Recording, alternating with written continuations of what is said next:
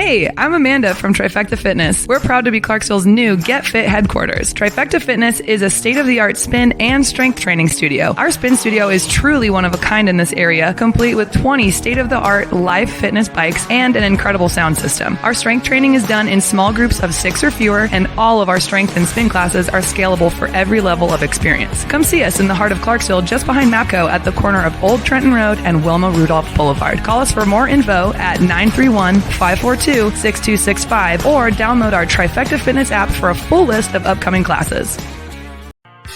Welcome back. MisFitNation.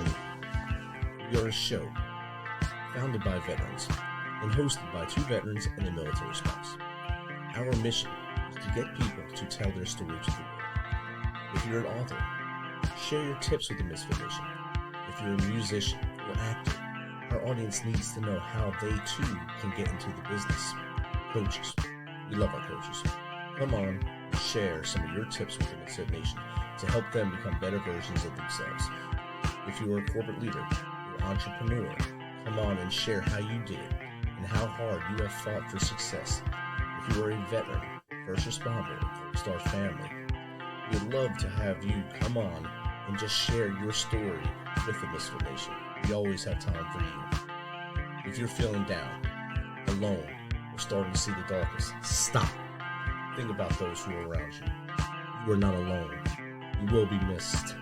If you feel like your problems will be a burden to those in your inner circle or are embarrassed, dial 988. If you are a veteran, take option 1. We need you to keep pushing forward.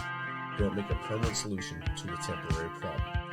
If you're a new listener, welcome to the MisFitNation. Be sure to subscribe to the show on your favorite podcast apps and also on our YouTube channel at _MisFitNation. Subscribe, click the bell to keep you up to date with our latest episodes and all of our news. You can also find us on Electrocast Media and About Face Radio. This will keep you tuned in to us and learn about our great guests. Speaking of which, our next guest has over a decade of experience in mental health, worked with thousands of people. He's a former New York firefighter and currently a psychotherapist and master mindset coach, helping people achieve mastery over their mindsets to live a more aligned and powerful life. So without further ado, let's welcome Vin Infante to the MisFitNation. Welcome, Vin. Thanks for having me. It's great to have you here. Once I seen where you were from, and I think I seen a Mets hat in one of your pictures. I hope that's what I saw. I hope it wasn't a fake Mets hat, but we'll take you on anyway if you're not a Mets fan. I actually I don't watch sports. Funny enough. What? So it definitely wasn't a Mets hat. Oh. But that's all right. Tell us a little more about your background from as far back as you want to go to how we got to where we are now.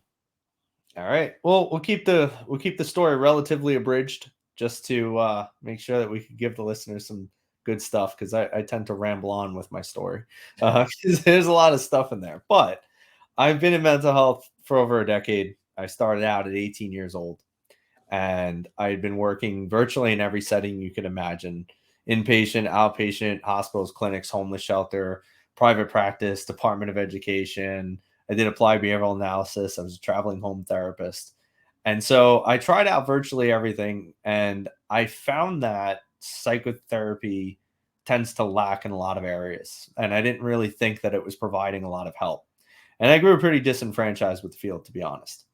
So I started looking for new and exciting ways to really help people, because I still want to serve. As I transitioned from psychotherapist to firefighter, I was also studying about coaching.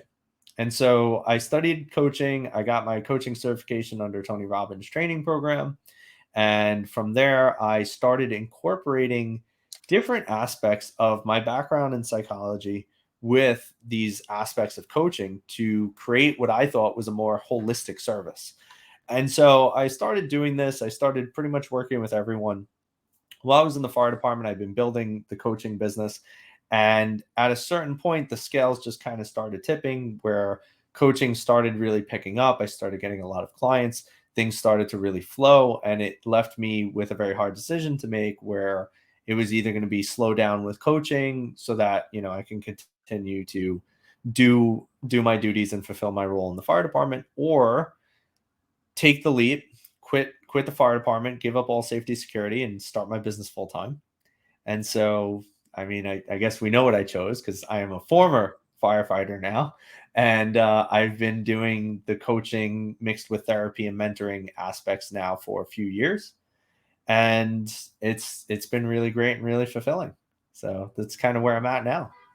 It's an awesome journey, especially to start at 18 in the field that you chose at 18 years old. That's a wild field to go into at that age, and then do it for a number of years, and then go into firefighting while still trying to grasp on and grow the coaching business at the same time. It's a long journey. Any time in mental health, and the mental health profession is a long time, because you, especially where you are in New York, and then as a firefighter, you probably wanted to always talk people down from situations, because you usually met people on their worst day as a firefighter. Any first responder meets people when they're on their worst day of their life most times.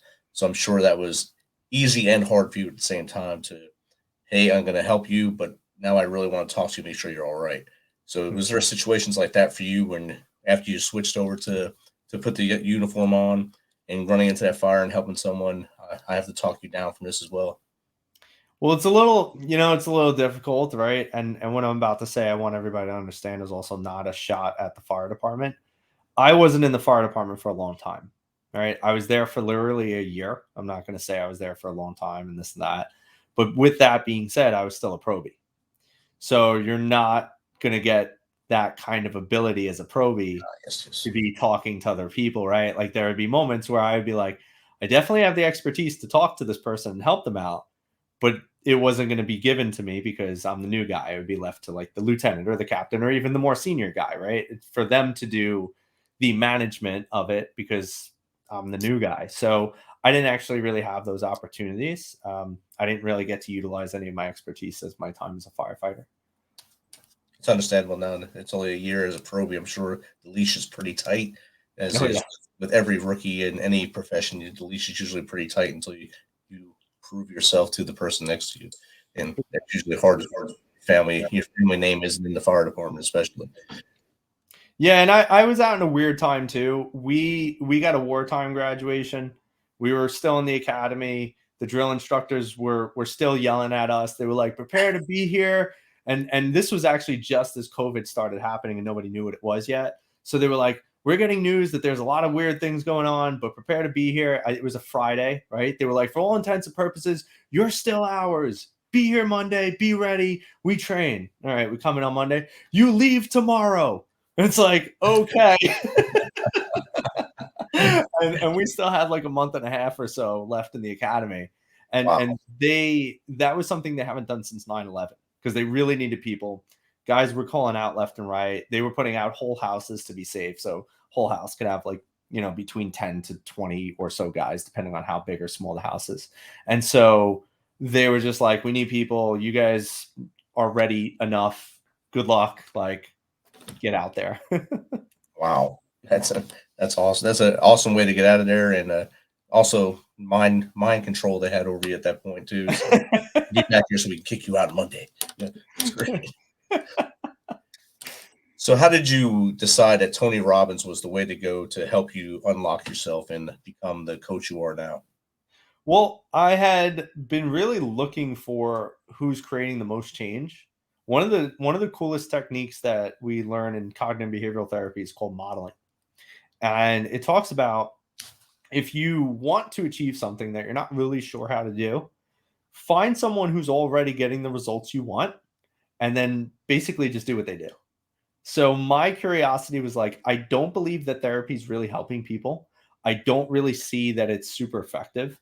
I think there's things I could be doing better, but I also think the model in and of itself is just not, it's built as a business. If you really think about it, right?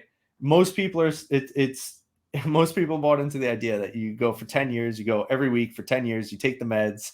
That's the process. You never get over your problems. You just learn to manage them. And I never believed in that, especially because I'm someone who was diagnosed in my younger years. I struggled a lot with bullying and suicidal thoughts and all this other stuff. And I was diagnosed with depression, anxiety, and panic disorder. And so I actually overcame all of those things. So I know it's possible. And then what I was learning showed me perhaps that isn't really like how you could do it. And I didn't really know how I did it either. I just know I overcame these things. And so I started basically just looking into who's getting amazing results, who's helping people transform. Because I wasn't looking for management. I wasn't looking for ways to help people manage anxiety. I knew how to do that. I didn't know how to help people transform. And that's what I was seeking. And I knew I wasn't going to get that in therapy either. So I wound up stumbling on Tony Robbins. And I started really, I was a little bit of a presumptuous jerk off as a therapist, because I would sit there and I'd say life coaches are bullshit because of the fact that I have a degree, which makes me better than them. And so then that's most therapists, like any therapists that are listening, you're either one, you agree with me, or two, you're still lying to yourself that you don't think that way. And so I had to be really curious. I was like, well, what is this guy doing that he's so big? Why is he considered the world's best coach? And as I was actually listening to him talk, I realized this guy knew psychology at the in-depth level, but he just calls it coaching.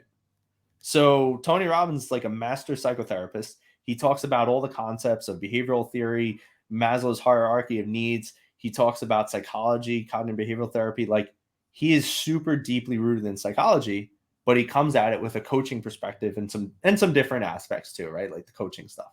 So that's what actually drew me to Tony Robbins. I was like, this guy is legit, because I get the depth of what he's saying, but he explains it so people don't have to think that in depth.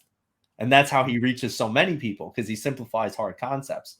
And that's why he really blew up. So I was extremely impressed. I was like, I got to know what that guy's doing, because he's one of the world's greatest people at creating transformation in others. And that's the route I want to go on. I don't want to teach people to manage their anxiety. I want to teach people to get over it. And so that's why I was so drawn to it. That's outstanding. And I've had a lot of Tony Robbins, I guess, coached people come on my show now, and all different fields too, not just becoming coaches, in just business, everything. So yep. And they all drop his name right away as well. He has to be doing something right if they're all doing it. Yeah. The greatest saying he has is because people challenge him. He has no formal degree. He's not a therapist. And people would challenge him at the start of his career. They'd be like, where's your degree? He's like, I don't have a degree, but I do have a PhD in results. How about you? And it's like, mic drop. Screw your degree. Walk away. That's all you have to do right there. Once you have results that back up what you're saying, there's not much you can argue about at that point. Exactly. So your clients now, I know you do a lot of master your mindset stuff. We talk about mindset here all the time, because having a positive mindset or a growth mindset is the best way to live, I believe. If you keep living in the past, that mindset will kill you. To live behind where you are now, you got to keep moving forward. How do you get your clients to master the growth mindset or master a positive mindset? Interestingly enough, one of the biggest things with helping people master their mindset is actually about mastering their emotions. A lot of the times people try to think their way out of problems, but you can't. Like, we're not supposed to be thought-driven creatures, realistically.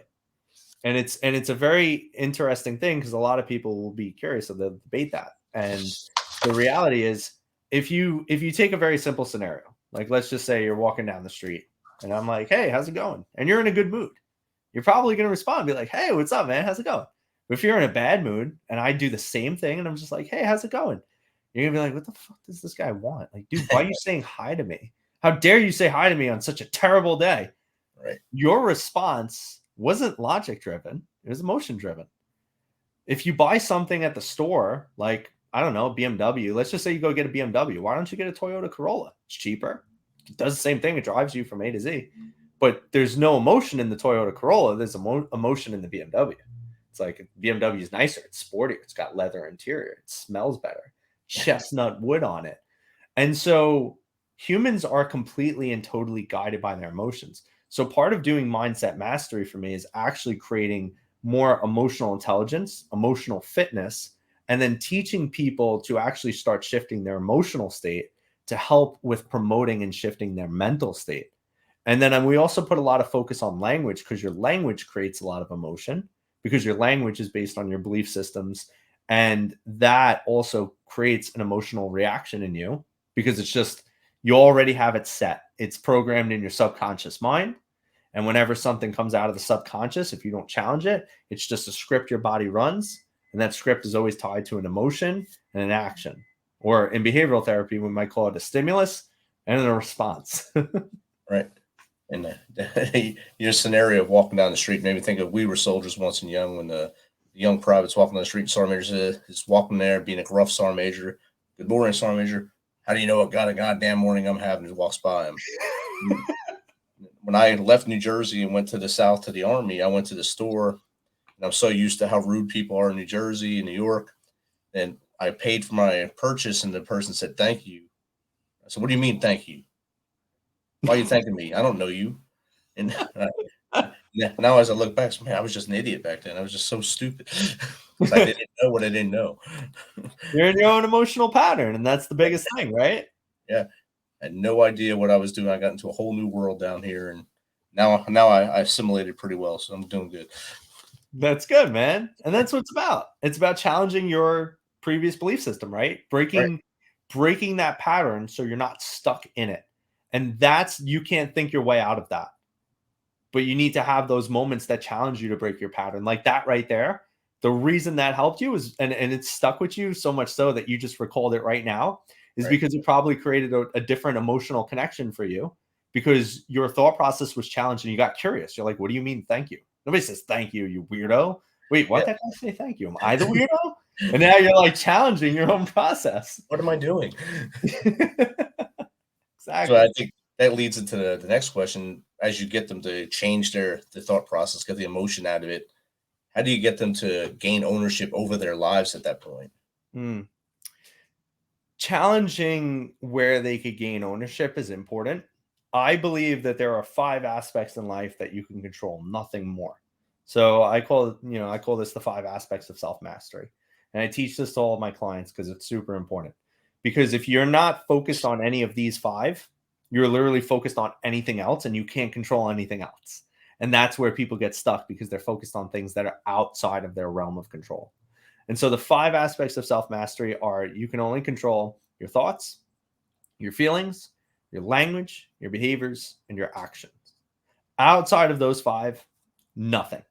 So we always aim to find at least one thing that you can control.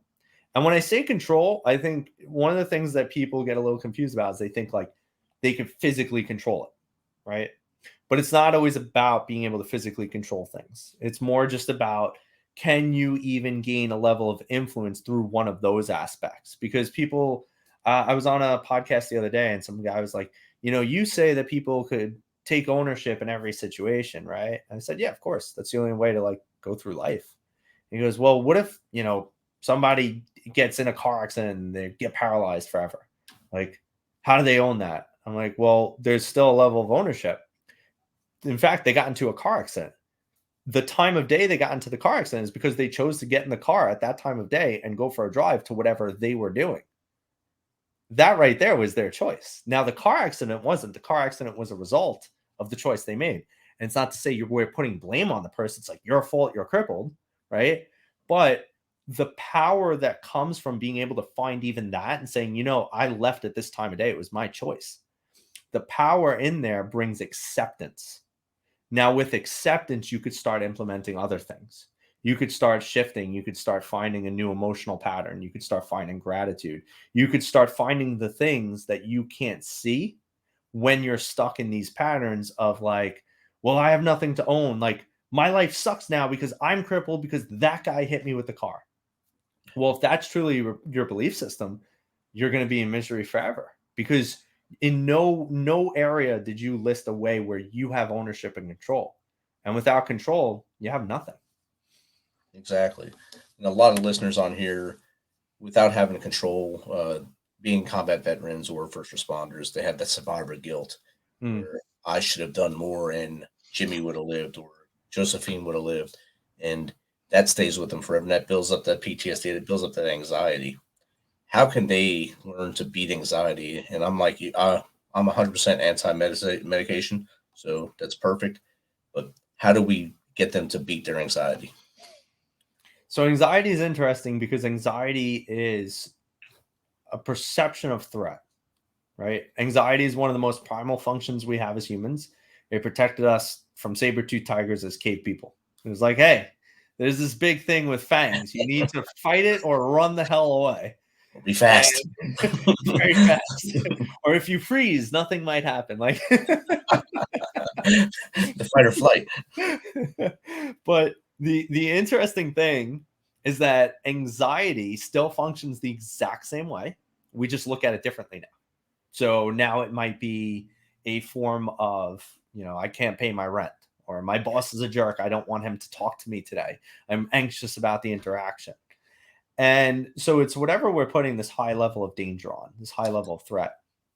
I would suggest that, with that is the survivor's guilt, I think goes into a higher level of anxiety, more so in even the trauma realm. Like, because you actually witnessed or were in a space, maybe you didn't witness it, right? Maybe it was like, oh, don't worry, I'll go out on patrol, you stay. And then that guy died on patrol. It's like, damn, it should have been my patrol. That's almost a form of trauma, because what trauma really is, it's just an extremely intense emotional engagement locked into a moment in time, right?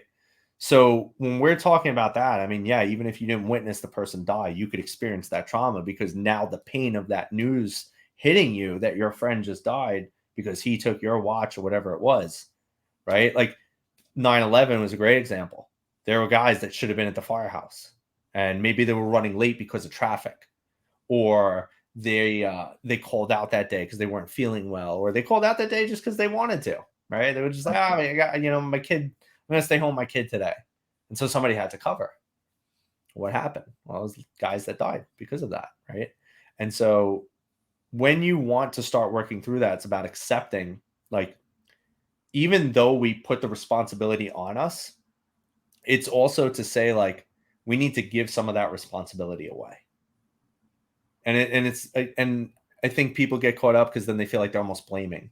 And that's where people get stuck. It's like, what do you mean give away responsibility? Like, the dude was on the rig going to 9/11 or going to that because I was late. And it's like, yes, and I get that. But that man also chose the job, knowing the risks involved with it. And so giving yourself a little bit of grace to say, like, it's not saying it's not your fault either, but giving yourself a little bit of grace to say, like, it's true, there's a lot of risk with this job. I mean, I could have been late any day. I was late today. That's my fault. That's my responsibility. And I'll accept that, and it really comes down to being able to work out and process through these emotions. That is a bit of a process, and I think a lot of the times it's just that unprocessed part that eats us alive. I would definitely recommend that people sit there and have these conversations. And then that's one of the best ways to start getting through it. And then shifting the story and the narrative that you're telling yourself. Don't take full responsibility and ownership over the situation. Delegate responsibility properly. Maybe take more of it if you have to, but understand, like, people are in these situations because they also chose to be there. And that's something that helps. Exactly. And I think it goes back to what you said earlier. If any action I make has another reaction, a cascading event. Yes. So by that firefighter calling in sick, the cascading event was firefighter 2 having to stay at work, or by me not wanting to go on patrol one day and one of my guys getting taken out. That's the cascading event. So that adds to it a little bit. But like you're saying, if you understand the ownership principles and the cascading event principles of all this, we all raised our right hand. We all knew what we were getting into. And you know what can happen once you get on that airplane to go across the pond. Or when you go to work and shake hands with your brothers and get on that rig to go to a fire, at any fire, something bad can happen. At any given time. Anything can happen. You can't, like you said, control with that, but you can control the things you can't control. You just have to go for the ride that wave as it comes. Yeah. And I think all that combined together, a lot of people walking around with that glum look too. How do they find that happiness, the happiness bubble again after all that? Happiness is interesting because I don't believe it's an emotion. I believe it's consistently doing things that bring more happiness than not. Like, I don't think that, let's just say you have 10 things you do throughout the day, 8 of which are crappy. You're not going to be happy. But Right. if you're doing 10 things throughout the day and 8 of which make you happy or add some value to your life, I think that's really what it comes down to. You're doing things that add value. So for me, like, I love going to the gym. If I go to the gym, it's a great day. I love my daughter. I hang out with my daughter. It's a great day. I have 2 things right there. I love what I do. I love my job. I love being able to help people transform and overcome problems in their life. If I do that, it's a great day. Um, I like finding some time to make a new friend or give a compliment to somebody. If I do that, it's a great day. So right now I'm going through, like, if I have these 4 things in my day, it's adding up to be a pretty great day. And so that's really how you build happiness. Happiness is a state of being through the daily actions that you're taking, through the way that you're looking at life and the way you're living your life. A lot of people are doing things day in and day out that don't support it. So somebody be like, I want to be happy. Oh, what's your day like? Well, I'm depressed. Okay. So what do you do? Well, I just lay in bed for like 13 hours. I watch Netflix. Do you like Netflix? Not really. I just have nothing better to do. Okay. Like, do you have friends? No, I don't go out. Okay. What are you eating for food? Oh, well, I'm eating fast food. So you're eating chemicals and shit. You're laying in bed. You're doing nothing that's helping you achieve. And by the way, dopamine, which is produced in the back of your brain, the reward center, right, comes from achievement, comes from doing things, comes from keeping your word. And maybe you said, hey, I'm going to read it, 5 pages in a book today. You read that. Energy starts shifting back here. Chemicals get released. Happiness starts forming. So there's multiple ways to start building your happiness. One, do things that activate your dopamine center / reward center. Do things that are congruent, that provide you value and provide a sense of joy. And then keep yourself active, like, to a point where you're actually, like, progressing in your life. People get very unhappy when they feel stagnant. And a lot of people that are stagnant tend to live their past, because you can never move forward if you're continuously looking behind. I was talking to a depressed client once who's constantly bringing up the past. I was like, let's try something here, because you need an analogy. The logic I'm giving you isn't working. How about this? I want you to think of your depression like this. I want you to drive us across country, and I want you to do it while looking in the rear view the entire time. Don't even stare forward once. And he's like, well, that's ridiculous. I'm like, yes, that is ridiculous. Do you think we're going to make it? He's like, we probably won't even make it onto the highway, let alone off the street. The first block. I was like, right. But that's what you're doing when you're living in your depression. Right. You're basically saying, I want to drive forward. I want to go across country, but I refuse to look out the front of the window. I'm just going to stare backwards the whole time. That's why you're going to keep crashing. And so that simple analogy, because people like analogies, but that simple one started to help him. Okay. So what do we start looking forward at is now the question. Set those goals and move forward instead of treading in the quicksand, basically, by living in the past. There's a lot of my friends that still live up there, still live in high school. And that's been 30 something years ago. And high school was their biggest accomplishment. I always ask, what have you done? What are you doing? Or what have you done? Oh, remember that game we played? No, I don't. I really don't remember a lot of it, because I have a whole other life after this. So, I mean, I did so much in the 22 years I wasn't home at all. So I've moved forward and keep pushing forward instead of looking back. And I understand it. I hope when I say it to them, it doesn't come off as arrogant ass, but I just try to help them find a better way to help themselves. I get that. No, and that's the funny thing. When people do that, and it's unfortunate, but when people do that, what they're really saying is they don't believe they will ever be better than they were in high school. That's the subconscious deep belief behind that. They literally believe that life will never be better than high school. That's why they choose to relive it. That's their source of happiness. So it's going to be very hard. If you want to help your friends, it's going to be very hard to do it, because you're taking away their only source of happiness. That was their peak. Yeah. So, and you spoke before about counting how many good things happen in a day. We call it stack of victories here on the Misfit Nation. We love it. Like, as soon as you wake up in the morning, that's a victory for a lot of people. It's just getting up and you're happy. You woke up and things crack and pop. There's a lot of us that got beat up in the military. We're in law enforcement, fire first responders. You get up, you stand up. That's another victory. So each day, count how many wins you have. Yeah. If you have 18 today, let's go for 19 tomorrow. Try to find that 19th. Keep counting them, and you stack those victories, and then that's how you find that happiness for yourself. And things will go wrong during the day. Obviously, things go wrong every day, but just take note of it and don't do it again, or learn from it and move on. And that's what we try to teach everyone within the Misfit Nation as well. Mm-hmm. I love it. So now you started a business, successful, obviously. What tips would you give someone that's thinking of becoming a coach and becoming a good coach and entrepreneur and building that business? I'm glad you said good coach. I hate a lot of coaches out there. I really do. Yes. And I know, and hate is such a strong word that I try not to use, but I'm very passionate about coaching or therapy or any of these ways that people help, because when you get a client, they're entrusting you with their hope, right? Like you're basically saying, hey, I'm going to invest in myself, which is paying you, right? I'm going to invest in myself by paying you. And I'm hoping to get out of this that I will achieve transformation and be relieved from some of the pain I carry. And so if you don't feel like you're capable to help people do that, you shouldn't be in the damn field. And there's a lot of people here that are here because they want a paycheck. It's a decent paycheck, but it's also oversaturated with bad coaches and bad therapists. And so it's very frustrating to see that because you're hurting people. Right. So one thing that I would say is like, have proper training. You don't have to go to school for 6 years. I don't believe that. You don't have to go become a therapist like I did. That was what I thought my path was, and then I changed it. But have an understanding of how to coach people, because there's a difference between coaching and just telling people what to do. Right? It's like you see the guy who's 400 pounds, 300 pounds in the gym. He's jacked out of his mind on steroids, HGH, growth hormone, all the good stuff. And you go up to him and you're like, hey, can you train me? The guy's like, yeah, sure, train with me. And you're training with him for a few weeks, and then your shoulder hurts and you pull your chest and your bicep rips off. And, you have all these injuries. That guy's not a trainer. He knows how to do it for himself, Right. But he can't train you. He's not a coach. He's not a trainer.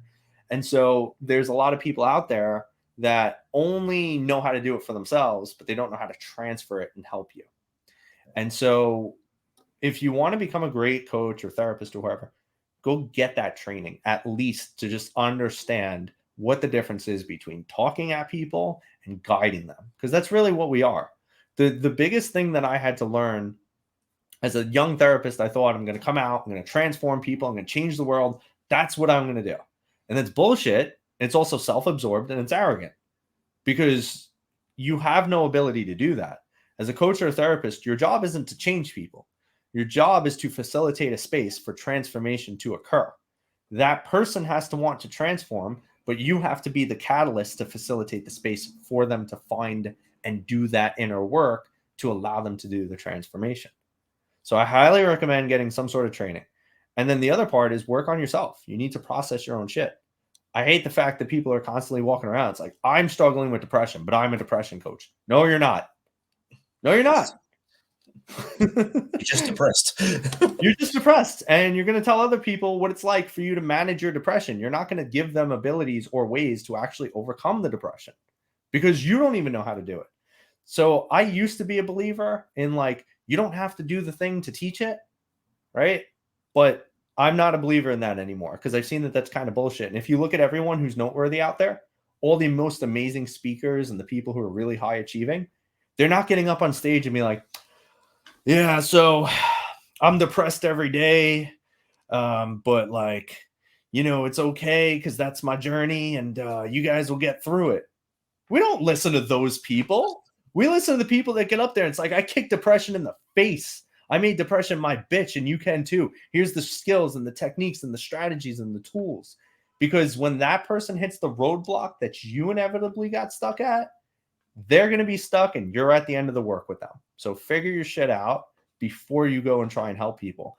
And then start helping people virtually for free or extremely cheap to hone your skills. Don't go out there telling people that if they pay you thousands of dollars and you've never coached anyone, that you're going to change their life. You're setting the bar way too high, not only for them, but for yourself. That's performance anxiety. You get somebody to pay you thousands of dollars and you don't know what the hell you're doing, you're not going to be a good coach, because you're going to be more focused on you and making sure that you preserve the cash flow in the client. And you're going to be very in your head. You're not going to be intuitive. You're going to miss very subtle cues and things you need to know to actually really coach people. And so really just like prepare yourself. Don't just jump in it because you see that there are coaches out there that are making millions of dollars, which is the case, right? Tony Robbins charges $1 million for a year of coaching. But he's the best in the world. He should. People pay it. People pay it. That's outstanding tips right there. And I think all that is very noteworthy, that to be a good person, a good coach, you have to understand why you're coaching, for one, and know what you're coaching. Don't just, like you said, just go out there with scrambled eggs and give them it and say, this is a fried egg, buddy. No, it's really not. Yes, it is. Not this is what you can call a fried egg for now on. This is what I know how to make. And that person winds up just even more messed up and having to find yet another coach until they finally find the right fit. So all that's great advice. Thanks, man. And I know you said too, you asked about kind of advice for starting up a business and doing things like that. You want me to still go into that, or That's good. Sure. So I think the biggest thing with starting up a business is really, especially nowadays, is building your brand. Everything is coming down to branding. People are no longer, unless you're in the old school and you are this giant thing, or you blow up to the point that you build a giant community or a giant service or product, everyone's looking at brands now. And who's the brand? And typically it's going to be you, especially if you're in a coaching profession. So dialing in your message, right? It's like, who do you help? What do you help them with? How are you unique? How are you different? How can you help people do it faster? And how can you save them time? I think those are probably the biggest things. Like, why are you unique? Why are you different? How do you save time? In fact, even if you could do those two things, you'll find that the value or the amount that people pay will drastically go up, because people want speed, they want quality, and they want uniqueness. So if you get that quality, speed, unique, find those three, find that nice middle ground, and that's where money starts coming in and flowing abundantly. A lot of it's going to be testing. Kind of start seeing where the market likes responding, like what do you do really well or what doesn't work. I also worked with clients that fired me when I first started. Like, I walked into this one lady's office one day and she's like, I honestly don't know why you're here. You can't help me. And I was like, ow, all right, 10-4. Why couldn't I help this person? And then that's what I started getting curious about. And like, what would I have needed to learn to help this person? So take every failure and critique as an opportunity to learn and grow. Don't be beaten down by it. And the biggest thing I wish somebody told me that I didn't know is, once you start making some good money, don't spend it. When I first really started taking off and I started making more money than I've ever seen, and don't get me wrong, it's not significant. Like, I'm talking, I got paid like $7,000 in 1 month, which, coming from a Pro B firefighter making $2,000 a month, I was like, wow, I've never made more than this. So I made $7,000. I invested it back into the business. I took seminars and courses, and then the next month was like, I made $6,000, and then the month after that I made $4,000, and then the month after that I made $2,000, and then the month after that my girlfriend paid my credit card bill. So don't spend all of your money until you dial in, or don't ever spend all your money, but don't start spending money because you're becoming abundant. Dial in your processes, your system, and keep some on reserves. Because when you first start out, you don't typically have the systems and processes to know what's going to work and consistently build your income. So you're going to have those up and down months, and it's going to be scary as hell. And if you're like me, you might be crying on the toilet saying, how do I get my old job back? And that might be a thing, but I never had that advice because I didn't know any entrepreneurs. And so my first part of entrepreneurship was rocky and scary as hell. And those are a few of my recommendations. Build your brand, save some money, dial in your processes and systems, figure out your client, figure out your offer. Don't wind up on the toilet crying. Don't cry on the toilet. Or you know what? Fuck it. Cry on the toilet. Do it with us, Kings. Dan, this has been great chatting with you. Great advice, great tips. How does someone get in contact with you if they want to either hire you or just chat with you on their show? Yeah, man. People could reach out to me if you want to just chat or do a DM. Go to Instagram. I'm very responsive on there. Instagram is vin.infante. And I always answer messages. So if you want me to be on your podcast or whatever, shoot me a message there. If you're looking to work with me or you're curious about the services I offer, you go on my website. It's www.vincentinfante.life. Also, I want to just promote and shout it out. I have a free resource that everyone could get.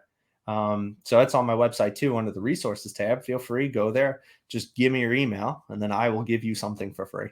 It is a template to build a very powerful version of a vision board, but it's not like the woo-woo blonde girl promoting vision board bullshit. I call it the mission board, and it actually ties in more personal values. Like, For instance, building your own personal mission, vision, and value statement, which is something no vision board ever talks about. And I like to tell people mine's better because a vision is nice, but a mission is something you could really get behind. So check out my mission board template, see if it helps you. It's completely free. And I would love for everybody to grab that and utilize it to transform their lives. Awesome. Thanks again for taking some of your time to hang out tonight. I know it's later there. I seen the sun go down behind you in the window. So I didn't see any flashing lights. That made me feel good too. So thanks again for taking some of your time and dropping a lot of knowledge nuggets on us tonight. Yeah, my pleasure, man. Thanks for having me. It's been a lot of fun. And I hope your audience had a great time too. Awesome. Thank you. Thanks for checking us out and being a part of the Misfit Nation. Don't forget to visit our website at themisfitnation.com. That's themisfitnation.com to catch up on all of our episodes and also to get some of that great Misfit Nation gear. As always, be humble, stay hungry, and keep hustling because we are